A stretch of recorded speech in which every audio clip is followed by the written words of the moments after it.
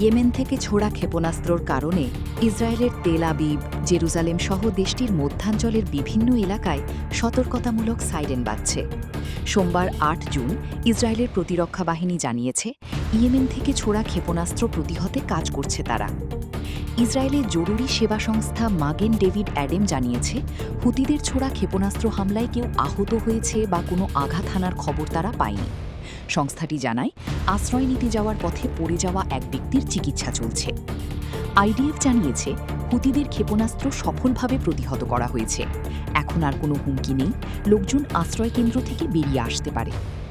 এর আগে লেবাননে অব্যাহত হামলার জবাবে প্রায় ২ মাস পর যুদ্ধবিরতির মধ্যে ইসরায়েলে ক্ষেপণাস্ত্র ছোড়ে ইরানের ইসলামিক রেভলিউশনারি গার্ড কোর।